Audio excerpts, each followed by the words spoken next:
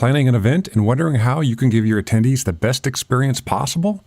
Take advantage of customized meetings with Hilton that make it easier than ever to incorporate health, wellness, entertainment, and waste reduction. From yoga and yogurt morning starts to puppies and ice cream afternoon breaks, Hilton will help you build an extraordinary meeting that attendees will remember. To book your next meeting or event, go to meetings.hilton.com. That's meetings.hilton.com. Are you a follower? 9, 8, Okay, so we're gonna be Welcome to Gather Geeks, a podcast by BizBash, the place where people passionate about meetings and events come together. Here are your hosts, BizBash CEO David Adler and Editor-in-Chief Beth Kormanik. Hi, David. Hey, Beth, here we are, another podcast. Today, we're going to hear from Larry Abel of Abel, McAllister and Abel, an event production company he founded with Raymond McAllister in 2004. Their focus is executing activations for events and brands such as Jose Cuervo, L'Oreal, Chase, and other household names. They have offices in LA, New York, and Nashville. And when I think of them, they bring this aesthetic of elegance, customization, and really, to me, a sense of fun. So, David, tell us about the context in which you caught up with Larry. Yeah, well, we're doing something very interesting with a company called Zipster that basically are doing check-in technology and event management. And they want to sort of change the way they're marketing their company. And they're partnering with us to do a whole photo series, an art project on first impressions. So we have this fantastic photographer, Philip Van Noorstrand, who has been shooting some of our icons in our industry and getting what they look like when they see a first impression. And the pictures are incredibly vibrant and to capture the personality of these stars. So we had our first photo shoot a couple of days ago, and we brought in several of these icons for the shoot, and we decided to do a podcast along with it. The interesting thing, it was in an open studio, so you're getting a sense of hearing a live discussion in the background while other people are being shot.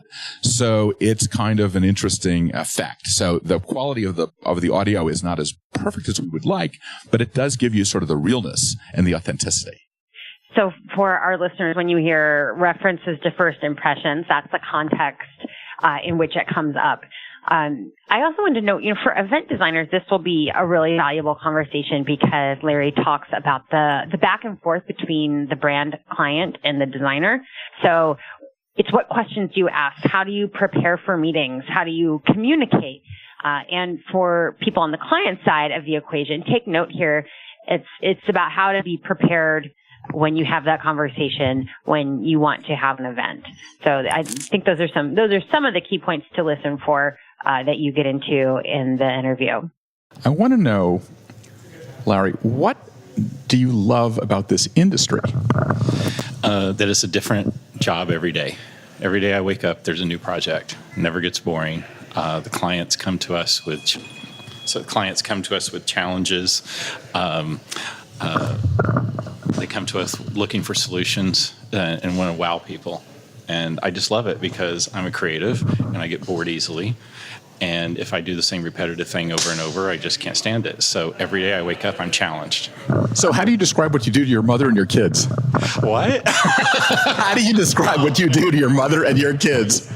I create magic every day. Okay. What does that mean? It means that we find ways to. Gosh, that's a hard question. It's okay. I find ways to bring to life a brand or a product or a message in a way that impacts people and in a way that engages them, in a way that surprises them, that's out of the ordinary. We tell people that come to us and they say, if you just want your standard, a standard event, we're the wrong people. If you want somebody that's going to think outside the box and is going to do things a little crazy, then we're the people you want to come to. And I love that. So that's what I tell them. We create, all that stuff you see in magazines and stuff where people are in, a lot of times I'm standing right to the right. So tell us, we're now summer 2018. What's the most fun thing you're doing this summer? The most fun thing we did this summer was a Cuervo tour, and we built a beach shack, kind of a surf shack, and it was about 1,800 square foot surf shack that we took around to different food festivals, and it was really great because people couldn't see inside the shack; they had to go in it. And when they got in there was a bar, there was a photo op. It looked like you were on the beach, and it was really fun for Jose Cuervo. And what did it make the person who attended or participated feel like? It felt like they walked out of Charlotte and onto the beach in California. It was really fun. So, or wherever we were, we did it in Nashville, we did it in Charlotte and other cities, and they got in there and they could chill, they could sit back, they had a drink, and they really, it transported them for a moment. So, we're here actually shooting a special photo shoot on first impressions. What was the first impression that people got when they walked into that? First impression they got was that they were in California. They walked in and, wow, I've been transported walking across the threshold of this beach shop. And it really felt, we had a big backdrop of the beach. We had sand, we had beach chairs, surfboards. We had videos going of, surfing. And they immediately were somewhere else for a minute. And of course, it looks very easy to do, but what's involved in making that happen? I mean, what is the strategic thinking behind that type of campaign as an example of what you do?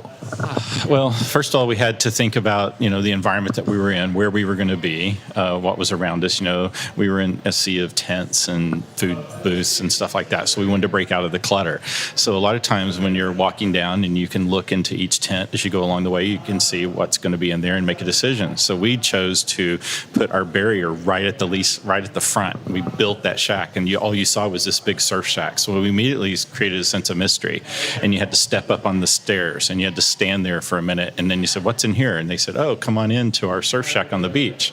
And then you had to go through a door. When you walked into the door, then you oh my gosh, I'm on the beach. So our strategy was to transport them and create something that was totally different. So not one other booth along that way of 300 booths did what we did as far as stopping the barrier right at the front. So you're basically telling us some of the Abel rules. Is there like a number one rule that when you look at a project that you think we've got to use this discipline? One of my disciplines is not being able to see everything at once, create a sense of reveal. I believe that when you walk into an event, this is my own personal opinion, when you walk into an event and you see everything at once, you can kind of survey the room and you make a decision about it and whether you like it or not, and that's it. I like to have different senses of, you walk in, there's an entry, and it impacts you in a certain way, and it tells you a message about what you're getting ready to see. Then you turn the corner and there's something else that you see. And then you create different pockets throughout the event where people will say, did you see the so-and-so? And they have to, it's a sense of discovery. And I kind of call it like a fun house. And that's kind of what we do. So we always try to, if possible, if we have the room and everything, to create this sense of journey. So also, it sounds like, do you believe that a first impression is only a first impression? It sounds like you can create multiple first impressions by doing this. Oh, I think you can create multiple first impressions. I think the first impression you create is when people walk up. And I'm not just saying this because of where I'm at today. The minute you walk up and how you get into the event, that immediately creates the impression. Is it organized? Is it disarray? Is it how you walk up there is going to say what's going to happen. You have first impressions when you get to the bar. You have first impressions when you taste the food. You have first impressions when you hear the entertainment. I mean, there's a lot of multiple, in my opinion, first impressions.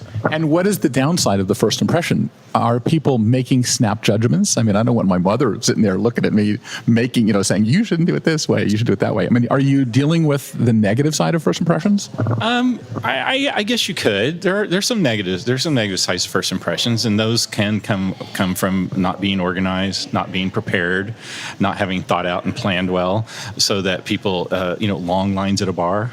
That creates a really negative, and you're going to get yourself in a bad mood. Get a drink in people's hands right away. Ways that you do things like that. Okay, so that's a big one. When I talk to millennials, especially, the number one thing they hate is standing on lines. Have you figured out that scientific aspect of that? Well, I think we do what a lot of event producers do is we try to have places to get things into their hands immediately, either while they're waiting in line, right when they get in, to take those pressures off the things. Also, don't use the standard rule of, 2 bartenders per 100. We'll multiply that out. We'll try to spread things out so it's easier to give them access. You really do think about the experience. What is the guest experiencing when they walk in? And we always try to, when we design an event, we say, okay, we're the guest. And we're walking in. What's happening? What are we doing? What are we seeing? So many times you look at an event as a bird's eye, and that's the wrong way to do, because I think you fall into the habit of like, oh, it's not symmetrical. Oh, it's not. It doesn't matter what it looks like from the sky. So what's it look like from when you're standing here and looking at it? And a lot of times, I don't want to give away my secret, but a lot of times. Yes, we do. This is the Abel rules. We're helping the whole industry. Yeah. To me, anything that's branded 5 feet under is irrelevant in an event. It looks great for the picture that goes in BizBash, but it is irrelevant in the event. Everything must be 5 feet and above.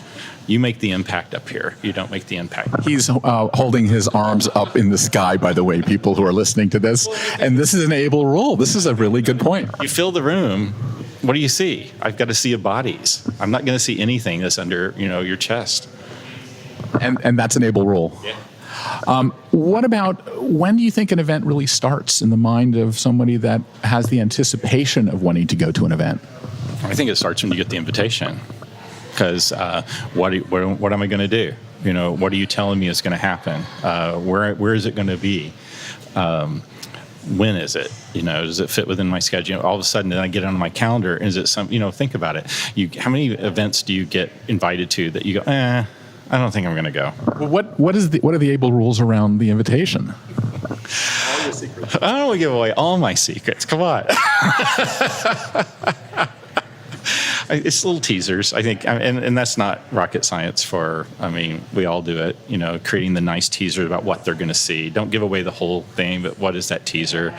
Is it in an event that's like a editorial consumer event? Are they going to see a celebrity that draws people? What is there a talent that's going to perform? Things of that nature. You have those little teasers. So it sounds like you're also the same strategy of the reveal is still happening in the sort of road to go to the event and making your decision. Yeah, I think so. Again, is it a Super Bowl event? Is it an event where you're launching a product? What are you doing? And who's coming? Is it media? Is it consumers? Is it a red carpet kind of premiere thing and people are going to come? Each event is its own dynamic. So talk also a little bit about, you are LA based, but you're also operating out of Nashville and New York City. Talk about your client base and what you're up to and the brands and how they actually what they want today. I think brands want. People ask me what we do, and I say, tell the client what you're going to do. Do it when you say you're going to do it, and do it for how much you said you'd do it for. That's an Abel rule. Basic rule is actually perform and do what you say you'll do. And our clients tell us that we make their jobs easy. We make them look great. They can depend on us. Most of our clients don't show up till like an hour before the event. And I've asked them before, I said, aren't you going to come like a few hours before and see what's going on? No, we trust you. We know it's going to look great.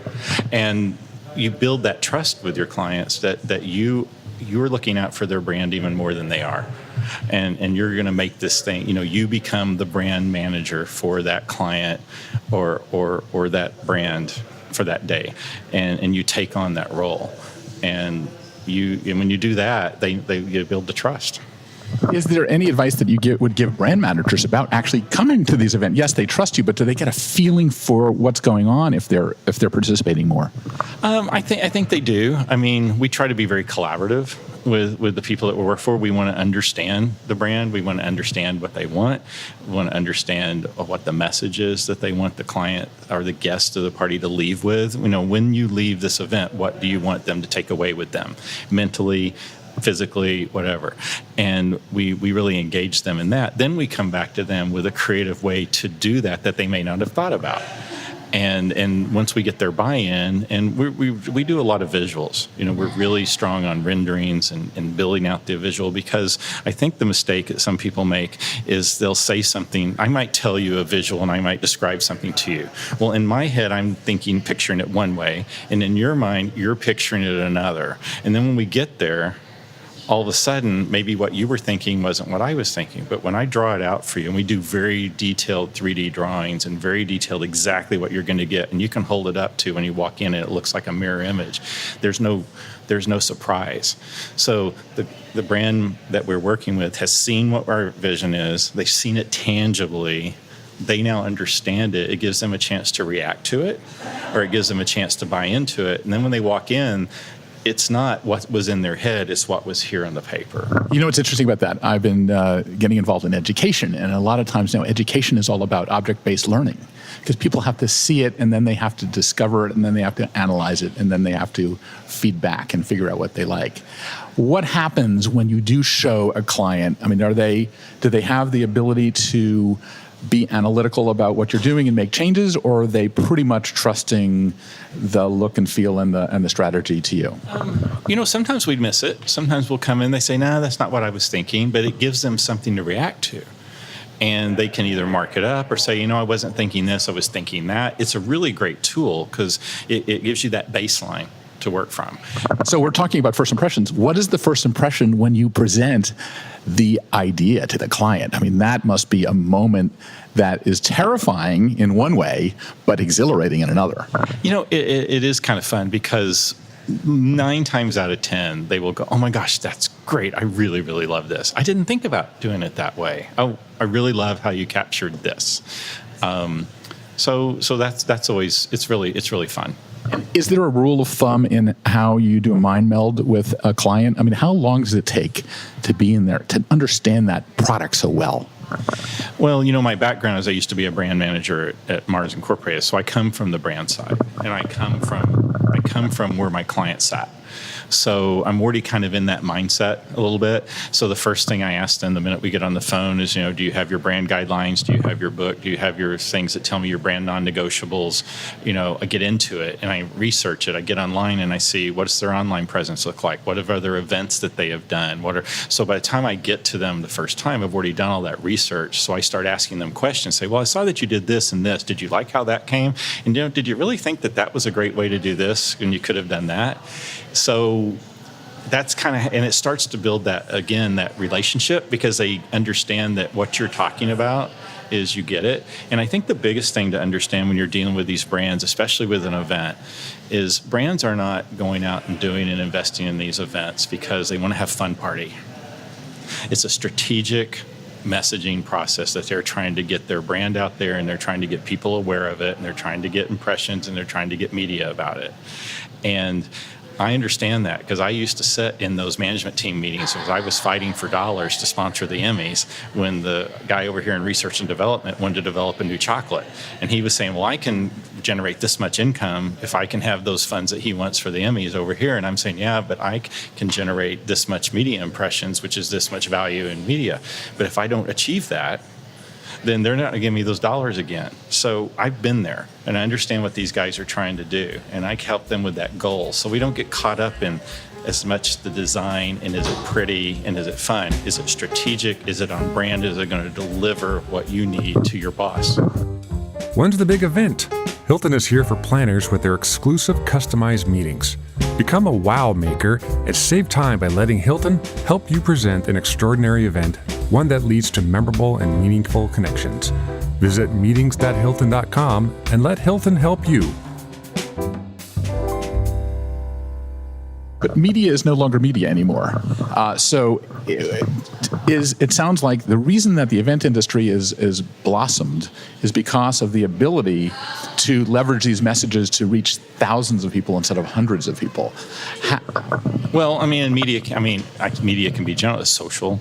It's the sharing, all that stuff. But you have to, was the new term Insta-worthy, is what we're doing, Insta-worthy. Well, we were doing stuff like that years ago, but you were only getting it into the pages of a magazine. Now it goes out virally, but it's still the same kind of thing. What is it considered worthy to do that, right? And does it convert? I mean, and also, are we getting tired of it from a society? What is the next thing if that is not the right way of going in the future? That's a good point. I do think, this is my opinion, we tend to go in cycles. Everything in the kind, for a while there, everything went away from, we're not doing as many live events anymore. Everything's digital. Now we're seeing, in my opinion, coming back to more tangible. People still want to touch and feel things. People still ultimately want a little bit of that. And I think we're starting to see more and more of those events where you're actually touching the consumer directly as opposed to it all being done virtually. So how much, also, when we go back to the first impression concept, is tactileness part of a first impression, or is it just with your eyes? No, I think you have to embrace all the senses. I think you have to see it. I think there have to be things that you can touch. Smell is a big part when we've done chocolate or we've done agave or we've done things like that. You want to assault all the senses. What you're hearing, is going to be very important. I think it's all of it. Okay, I want you to go back a little bit to Mars, and you were a young brand manager at Mars, and you have the chance to do a redo. Is there something that you would now, with what you know today, change what you did then? Would have been a much nicer client. I used to joke. I said, boy, I wish I'd been on this side, because we had the big agencies and stuff on the other side. And I said, I'd be like, what are these out of pocket costs, and what are we doing with this media tour? And I didn't understand it at the time. Now that I'm over on this side, yeah, I'd been a much better client. Is there anything that you would have done with the brand that you had, like a blowout idea that you would have done with to redo that brand? No, I think that some of the things we did kind of break the norm when I was there a little bit by some of the things we did with our sponsorships and stuff. And actually, that's what got me to going out of the business. Other brands came to us and they said, "Hey, what agency's doing your activations?" And I said, "Well, I'm actually doing it myself." And they said, "Shut up." And they said, "You should do this for other brands." And So tell me what did you do as an innovator in that world? Well, when I started with Mars, that's when I started creating these chocolate installations where we would, create walls of chocolate, paint with chocolate, these big installations where it was a room of chocolate. I started that, and it really was born out of the fact that it cost me a lot more money to give away a full box of chocolate at a Women in Film thing than it did to just go get the chocolate raw and create a really big display out of it and let people pack their own box. So part of it was budget driven, and I was like, all of a sudden it was like people were like, "Oh my God, we love this!" So we did like the Friends finale party. We created this big buffet with the big giant, the coffee cup, and coffee flavored chocolates, and people started loving and what we did, and because it created this experience. And at the time we didn't have all the social media, and I think it was a flip phone, I don't think we took cameras yet, but people were taking pictures of it and it was getting in magazines, and people were saying this was really impacting, bringing a brand to life in a way that wasn't napkins, gobos, here's the product. So when I started doing that, it started getting a lot of attention, and it was like, wow, okay, so we figured out a way to disrupt the space to get the brand attention with food. So now what do you do next? So actually some brands came to me, and so I left Mars and started my own company. So what did the people at Mars think? The day I left, they offered me a contract consulting, doing what I'd been doing. And when you came up with this original idea, did internal management sort of like, they must have gone all gaga over the whole thing? No, at first they were like, "Oh, we don't do things this way." I had to kind of go around the system, and because you've got a very structured way that you do things, so it was very disruptive even within the business. But then they started seeing the results, and then it was like, "Oh, wow!" So we've got to kind of change the way that we do things internally to allow this to happen. So that brings us back a little bit to first impressions. The first impression of the client in seeing something that is out of the norm freaks them out. Yeah, because it takes them out of their comfort zone a little bit, and they're not used to seeing that. And then once they get used to it, and first impressions with something that's disruptive, it only lasts for a while. Then it becomes passé, and then you got to say, okay, well, what's the next thing I'm going to do that disrupts again? Yeah, no, there's a great book out called Sapiens, which is all about the history of the world, and he talks about experiences, and that experiences don't remain experiences. They have to be renewed and get better and better and better. How do you beat the last time you did something? It's a constant just looking around for inspiration, looking for new ways. We travel all the time. We live in multiple cities, and people say, do you shop all the time or what? No, I'm just always going out looking around. You never know when you're going to find inspiration and what is that thing that's going to say, okay, what's the next thing? And yeah, you just always have to be open to something that might come your way. You also have to be willing to fail, because you try things like, oh, that one really didn't work, but that's okay. And we also challenge our teams, all of our people. Nobody, bring us ideas. We brainstorm all the time. I'll walk out into the tank, and we have a kind of a think tank, and say, okay, here's my challenge. And whether you're answering the phone or you're working here, people will throw out ideas, and we'll write them down, and we'll look at them and see where they go. Because you never know what idea is going to lead you to a certain, a different path. So you always have to keep, pushing yourself and looking for weird, interesting, disruptive things. So that brings me to the question of how do you structure brainstorming in your office? We do. We have a big kind of creative open area. It's all whiteboards all the way around, and we'll post up pictures. We'll ask people to we'll write up things and a lot of times I'll just put something on the board that's a challenge and what we're looking for, and then as I walk by, if I think of something, we'll write it down if you're kind of got some time for it. But yeah, we just throw out ideas. How do we do X? And people just throw out stuff. I used to do this when we'd do product development at Mars. We developed a lot of hard goods. And the idea that you started out with and the product that you sold in the store rarely looked the same. But there was a journey between the two that got you there that you had to take. And I did a presentation one time where I documented this. And I presented it to the whole company. And I was saying, here's where we started. This is what happened. Boom, boom. And I said, and this is it. Look at the two. They don't look anything alike. But if I didn't start here, I never would have ended here. And that's the same thing with ideas. You just have to throw it out and see where you get. And I'd rather pull people back than push. That's what I always tell them. I'd rather pull you back. Don't make me. How do you do that? How do you pull someone back? Because everyone has great ideas, and there's some school of thought saying that you can be tougher in the ideation session. That it is not every idea is a great idea. I mean, are you sort of in the school of take everything and then edit? I'm kind of the school, if I write everything down, it's like, okay, that's really crazy. It cost $1 million and it's not going to happen. But how could you achieve that same feeling that you're trying to get? Because why did you have this idea? What's this idea about? This idea is about creating a sense of, or a sense of, whatever it is. Okay, take what you're trying to do and use this idea, but what could we do that's an alternative that's either feasible, won't hurt someone, And so that's why I like it. Is it? I don't want to not encourage that. Yeah, could it be a bad idea? Sure. But what were you trying to come up with when you said that? To end, can you give us a sense of actually two things. Every time I've interviewed someone, the things that they're talking about go back to their college and high school days. Did you do any of this in college and high school? As a matter of fact, when I was in high school, our small high school in Oklahoma, your junior prom was the big deal in town. You took over the local cafeteria, you tricked it out completely, with decor. You were transformed in the space, and the whole town would go to the space before the prom to go tour and see what they had decorated. So the year before, a couple years before, had been Yellow Submarine and had been a couple of things, Alice in Wonderland, and they had done really fun things. So, and what you did is you got to present your idea to the junior class, and then they would vote on it. So I came up with the idea, and this guy, remember, I'm 16, 17 years old in a little town in Oklahoma. And my theme for my junior prom that I presented was cabaret. And we were going to create the Kit Kat Club.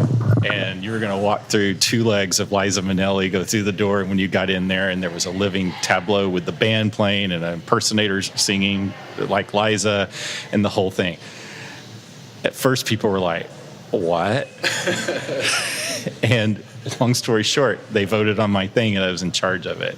And we We had beer bottles with, the candle wax dripping on it. We didn't do long banquet tables. We had little round tables like you were in a club. We totally did what never had been done before at the prom. Everybody loved it. They couldn't believe. And I'd never seen the movie Cabaret. I'd only listened to the soundtrack. So I did not realize until 15 years later what really the subject matter of the movie was and all the different controversial things. And I actually sold that in to the junior prom. And I look back now, I was like, you let juniors celebrate Cabaret? So I was doing church banquets and stuff. And then in college, I was very involved in a lot of my fraternity and stuff like that. So I was always doing and creating, even at home, I was creating, elaborate birthday parties and elaborate decorations and always doing stuff. So it was always there. I was always doing it, but I only did it for fun. And people would say, why don't you do this for a living? And I was like, oh gosh, I could never make a living doing this. This is just for fun. And who knew? That's so funny, and I can't believe I hit the nail on the head. Give us 3 of the coolest things you ever have done in your career. Well, of course, the most is building the set entirely out of chocolate for Oprah. That was they saw our work at the Golden Globes, and we did that. We had a week to do it. It was truly the single, probably best professional experience of our lives because of not only the professionalism of the Oprah team working with them, our team, how they all came together in a week, all of our friends that we had to call in because we needed help. That was like the best. Okay, what was the first impression when people saw that? Oh my God, their jaws dropped. It was, and I have to tell you, it was really interesting because we built this and we brought it over to the Harpo Studios and we loaded it on the trucks, the rolling everything, and we went out and we sat in this. Get emotional. We sat in the seats of and there it was, and they had lit it. And I got really emotional. I started crying because it was like, wow, how did I get here? A little kid from Oklahoma started a dream, and everybody talks about this. It was really overwhelming because it's like, not only did you do this, it was your handiwork. And somebody had seen it, and they liked it, and they asked you to do it, someone of that caliber. It was overwhelming. And so I just sat there for a minute with Raymond, and we just kind of had an emotional moment. Well deserved. My God, that's incredible. Because couldn't believe it. And then that was great. And then right after that, they called us, says, hey, we're going to go ahead and interview on stage with her. And we were like, what? And then that all went away and we were panicked. So that was good. There's been so many. I think it's the ones where we create the art we create brands as art. Another one we did that I just still love to this day was we did this big event at a Blog Her convention, a luncheon for ragu. And we created this 8-foot tall jar of ragu completely out of fresh vegetables. Everything was hand cut and done with garlic and squash and all this stuff. And all the centerpieces were hand cut flowers out of fresh vegetables. And everything told the story. And people walked in and just went nuts. And we had the pastorazzi taking your picture. And it was just the perfect storm of how it all came together, and you engaged 1,700 people at a luncheon. We're just enamored with this brand and going on about it and just going crazy. That was really fun. So I think it's when you put your soul into this stuff. You really do. We work, hours and hours and all this time. And when you see people actually enjoy it and get joy from it, I think that's the best reward. Great. Well, why don't we end here? I mean, we can't do better than this. Why don't we say how people can get in touch with you? You can look at us on our website, www.abmcd.com, or you can contact our offices in Nashville at 615-399-4755, or that's the best way to find us. You never know; it could get back on the Oprah show one day in the new whatever she's doing. Who knows? Thanks. This has been fantastic. Thanks so much. Hi, David. So we're back. Thanks for that conversation. You really brought out your inner Barbara Walters there. Yes. As Larry got emotional describing a peak moment in his career. And, let's be honest, Oprah, if you're doing an event for Oprah, that's an understandable reaction as you recall that moment. Yeah, I think it's an acknowledgement, too, that what people in our industry do is so important and that it has such a huge impact on not only the lives of the people producing, but the lives of the people attending these events. Mm-hmm. Larry also brought up the term Insta-worthy, and one of the first events that I can recall that was specifically designed to be Insta-worthy was one that Abel McAllister did for Godiva chocolate that I got to cover. This was way back in 2013, so 5+ years. So it's been part of a process for them for a long time and kind of speaks to how they were already realizing the power of social media back then. Yeah, it's also funny that he was like criticizing us a little bit for when we see pictures in BizBash that nothing matters unless it's 5 feet up. And that's kind of a rule that he has. And it's interesting to hear how the nuances of the things that are in their minds all the time are not always articulated. But in this case, I was able to pull a lot of stuff out of them. Yeah, I also enjoyed hearing him talk about the brainstorming process with his team. It's like you have to start somewhere. Somebody has to be the first brave soul to toss out an idea.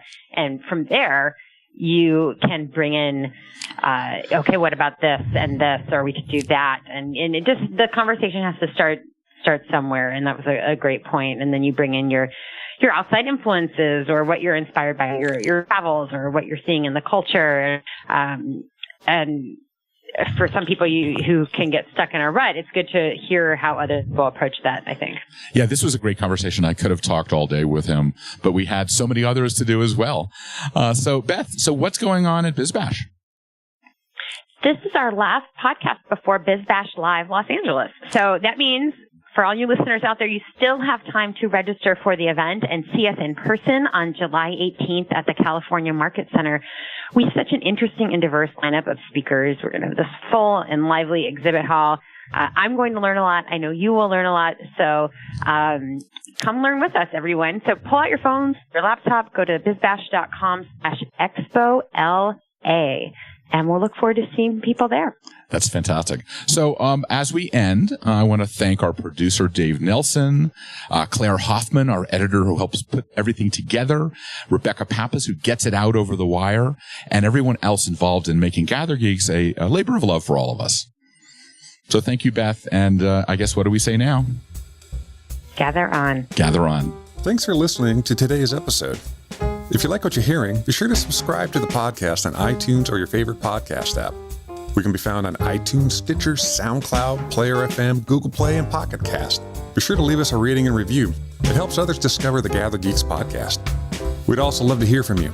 You can leave feedback on Twitter @GatherGeeks or leave us an email, gathergeeks@bizbash.com. We hope you'll join us again for the next episode of Gather Geeks. Until then, gather on. A leader in event education, the Event Leadership Institute offers on-demand video classes, interviews with industry mavericks, and online instructor-led professional development courses taught by industry experts. Visit eventleadershipinstitute.com for more information and to see a schedule of upcoming classes.